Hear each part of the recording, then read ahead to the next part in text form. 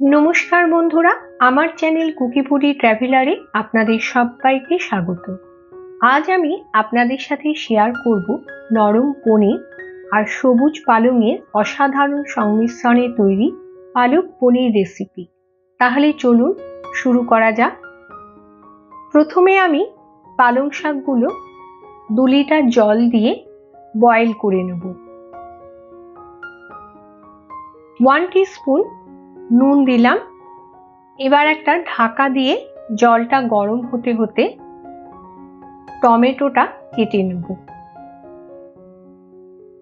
এখানে আমি একটা মাঝারি সাইজের টমেটো নিয়েছি। এভাবে টমেটোটাকে ছোট ছোট টুকরো করে কেটে নিলাম। একটা মাঝারি সাইজের পেঁয়াজও আমি ছোট ছোট টুকরো করে কেটে নেব।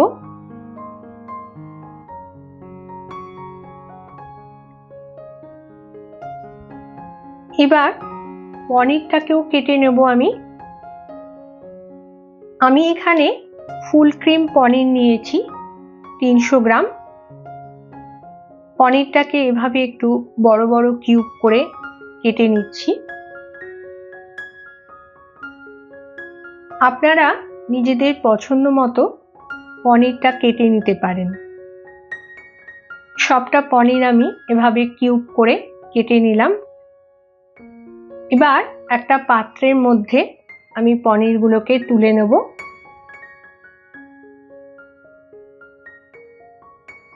এর মধ্যে জলটা গরম হয়ে গেছে।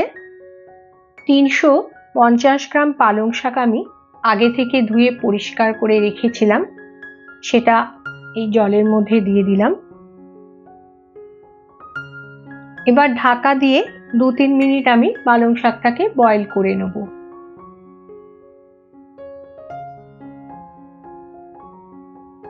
পালং শাকটা বয়েল হয়ে গেছে। এর বেশি যদি আমি পালং শাকটাকে বয়েল করি তাহলে পালং শাকের যে কালারটা সবুজ সেটা থাকবে না, পালং শাকটা একটু ডার্ক কালার হয়ে যাবে। এবার একটা ছাঁকনির মধ্যে আমি গরম জলের থেকে পালং শাকটাকে তুলে নেব। সবটা পালং শাক আমি তুলে নিয়ে জলটাকে এভাবে একটু ঝরিয়ে নেব।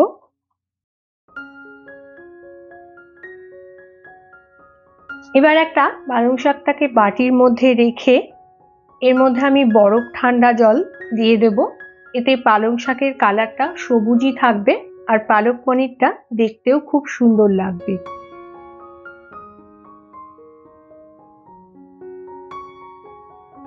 এবার আমি জল থেকে পালং শাকটাকে তুলে 2 হাত দিয়ে একটু চেপে চেপে জলটা বার করে নেব।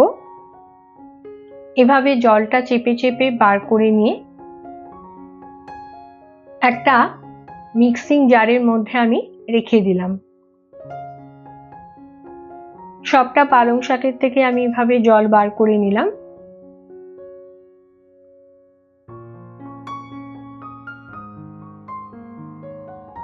এবার কড়াইয়ের মধ্যে 2 টেবিল স্পুন রিফাইন্ড অয়েল দিলাম।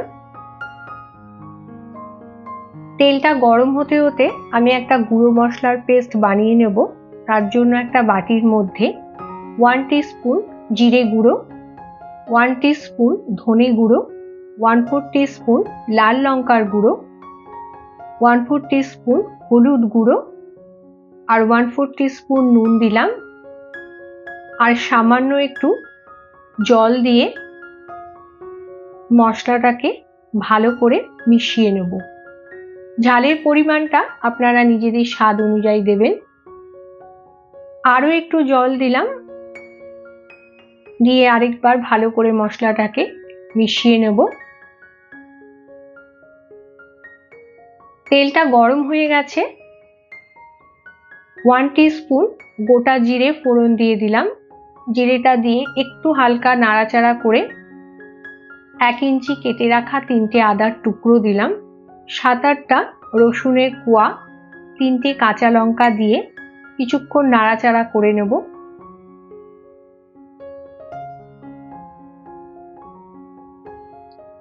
এবার আমি কেটে রাখা পেঁয়াজগুলোকেও দিয়ে দিলাম। একটু নাড়াচাড়া করে নেব। 1 টিস্পুন নুন দিলাম।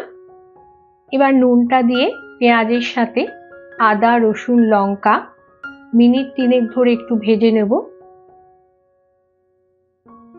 তবে খুব বেশিক্ষণ পেঁয়াজটাকে ভাজবো না। পেঁয়াজের কালারটা চেঞ্জ হয়ে এসেছে। এর মধ্যে আমি টমেটোর টুকরোগুলো দিয়ে দিলাম। টমেটোটাকে দিয়ে আবারও 2-3 মিনিট ভালো করে সমস্ত মশলার সাথে একটু ফ্রাই করে নেব। এই সময় টেম্পারেচারটাকে আমি লোতেই রেখেছি। একটু ঢাকা দেব যাতে টমেটোটা তাড়াতাড়ি নরম হয়ে যায়। টমেটোগুলো নরম হয়ে গেছে আর সমস্ত মশলাও ভালো করে ফ্রাই হয়ে গেছে। টেম্পারেচারটাকে অফ করে দিলাম। এবার একটা প্লেটের মধ্যে আমি মশলাগুলোকে তুলে নেব। মশলাটা তুলে একটু ঠান্ডা করে নেব। মশলা ঠান্ডা হয়ে গেছে। এবার যে মিক্সিং জারের মধ্যে আমি আগে থেকেই পালং শাকটা রেখেছিলাম তার মধ্যে এই সমস্ত মশলাগুলোকে ঢেলে নেব।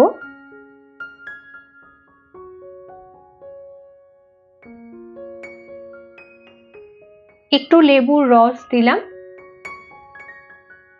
একটু সামান্য জল দেব। এবার জল দিয়ে ভালো করে মশলাটাকে ব্লেন্ড করে নেব।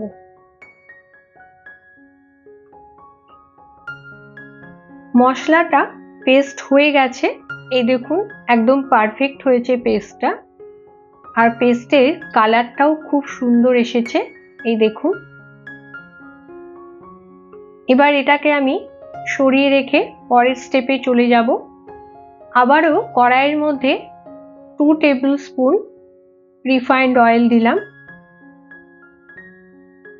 1 টেবিল স্পুন বাটার দিলাম। এই বাটার দিলে পালক পনিরের টেস্টটা খুব সুন্দর হয়। বাটারটা মেল্ট হয়ে গেছে। এবার যে গুঁড়ো মশলার পেস্টটা আমি বানিয়ে রেখেছিলাম সেটা দিয়ে দিলাম। মশলাটা দিয়ে 2-3 মিনিট ভালো করে কষিয়ে নেব।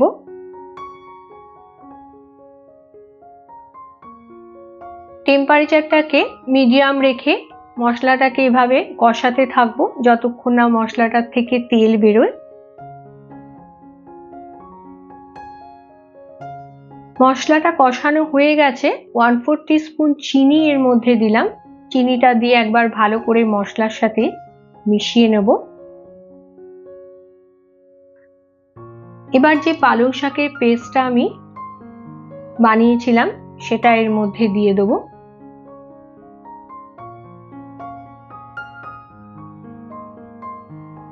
একবার ভালো করে মশলার সাথে একটু মিশিয়ে নেব।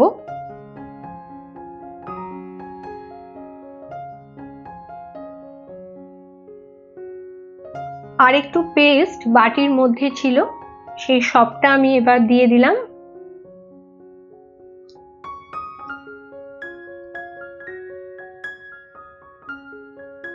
বাটিটা ধুয়ে একটু জলও দিলাম।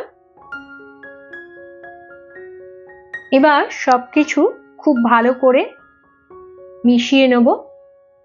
তবে খুব বেশিক্ষণ মশলাটাকে আমি কষাবো না।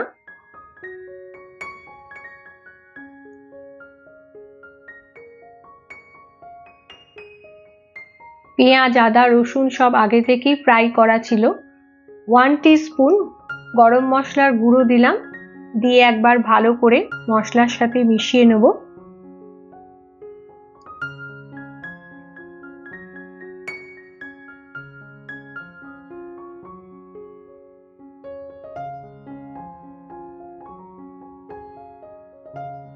এরপর 1 টিস্পুন কসুরি মেথি আমি একটু দিলাম।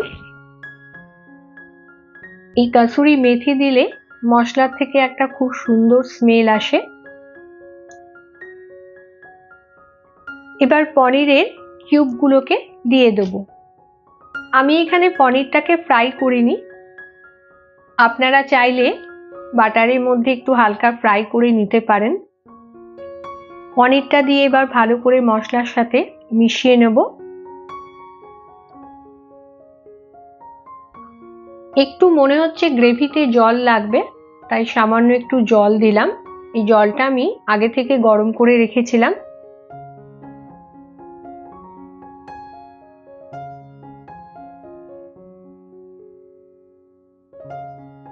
এর মধ্যে এবার ফ্রেশ ক্রিম দেব।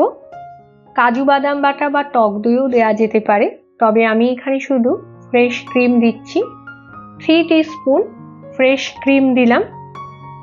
ফ্রেশ ক্রিমটা দিয়ে পনির আর গ্রেভির সাথে খুব ভালো করে একবার মিশিয়ে নেব। এই ফ্রেশ ক্রিম দিলে পালক পনিরের টেস্টটা খুব সুন্দর হয়। এবার একটা ঢাকা দিয়ে 2 মিনিটের জন্য পনিরটাকে হতে দিলাম। 2 মিনিট হয়ে গেছে, পালক পনির তৈরি। টেম্পারেচার অফ করে দিলাম। এবার একটা প্লেটের মধ্যে আমি সার্ভ করে দেব। সুস্বাদু পালক পনির রেডি। গরম গরম রুটি, পরোটা, নানের সাথে এই স্বাস্থ্যকর পালক পনির খেতে এক কথায় অসাধারণ লাগে। আপনারাও বাড়িতে একবার ট্রাই করবেন এই সুস্বাদু পালক পনির রেসিপি। ভালো লাগলে আমাকে কমেন্ট করবেন আর আমার চ্যানেলটিকে লাইক, শেয়ার, সাবস্ক্রাইব করে আমার পাশে থাকবেন। ধন্যবাদ।